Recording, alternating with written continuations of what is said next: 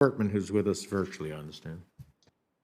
Thank you, Mr. Chairman, and thank you, Ambassador Powers, and also thank you to your husband, Cass Sunstein, for his willingness to come back into public service. We appreciate your willingness to step up again.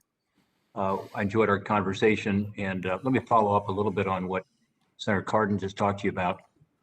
As you know, I suppose we have spent $3.6 billion of taxpayer money in the Northern Triangle countries, El Salvador, Honduras, Guatemala, in the past 5 years. The results are not impressive. Understanding that recently some of the natural disasters in that area, particularly the hurricanes, added to this. But I will tell you, I just got the numbers this morning from last week.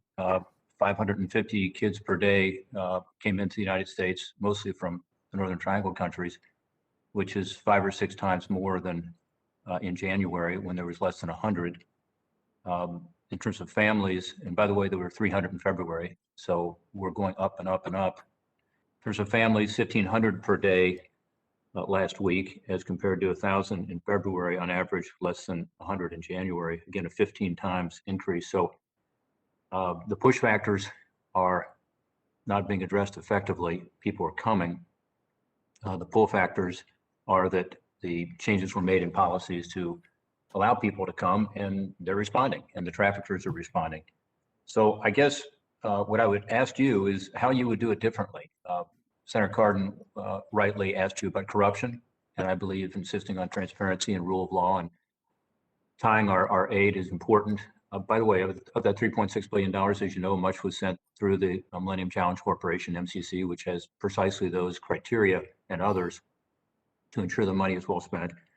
But I guess I would ask you also about tying it to immigration, and specifically requiring those countries to work with us to have people apply for asylum from their country of origin, or if they feel it's unsafe, to do it in a safe third country, which is one of the programs that was discontinued by the current administration. In other words, someone could apply in Guatemala for asylum if they are from Honduras, which would be the country that they would come into, a safe third country. Do you believe that that is an appropriate condition to us spending what President Biden has now suggested, which is another $4 billion on top of the $3.6 billion that has been sent in the last 5 years? Thank you, Senator. Well, first, just to embrace the premise of your question, that we have a responsibility to be effective, vigilant stewards of taxpayer resources. This is an immensely challenging set of problems and as you call them, push factors out of the region to deal with. There are no silver bullets, needless to say. If there were, someone would have found one along the way. But I guess I just offer a few thoughts. I mean, first of all, there is actually compelling data, and I look forward to digging into the numbers further if I'm confirmed, but that shows that, for example, in the districts where USAID had programming aimed at curbing violence, for example, in El Salvador between 2015 and 2017, there was a 61% drop in homicide rates. There are comparable numbers in terms of the statistics in districts that USAID programming was set up in Honduras with a slightly smaller drop, but nonetheless a very substantial drop in homicide rates.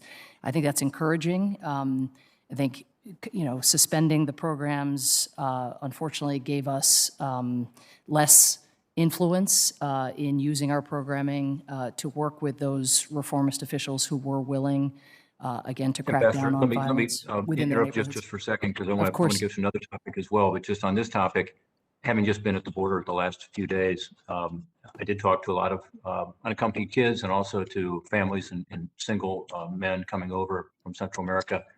And as you know, the constant refrain is, I can make 10 or sometimes 20 times as much in America. I want to take care of my family. So I agree that dealing with the violence is important, and I applaud those changes. And in fact, not only has violence been dealt with in those countries so that the numbers are a little better generally, but also the economic situation is a little better, although the hurricanes and the COVID-19 numbers are probably not going to be as good. But it's an economic issue primarily. In other words, people will still be looking to come to the United States. And my question to you was, should we condition billions of dollars in taxpayer money, not just on the important things that Senator Cardin talked about, but also on working with us on this issue of immigration and specifically on asylum claims? Do you agree with that? Well, I think that one of your premises, if I understood it, of putting individuals in a position where they could apply for refugee status or asylum in the region rather than entrusting, for example, their Right. children to cougars. Rather than taking a dangerous course. I don't just think to any take that parent, journey relishes the entrusting of one's child again to a smuggler. So one of the things that we looked at in the Obama administration, as you know, was setting up these UNHCR offices in the region. I think that's something that President Biden is looking at again, and that's very important. But you put your finger again on one of the major causes of migration, which is the lack of economic opportunity. And that is something that USAID has a lot of experience investing in. You're right, we have not produced the same kinds of results as I've pointed to when it comes to physical security and crime.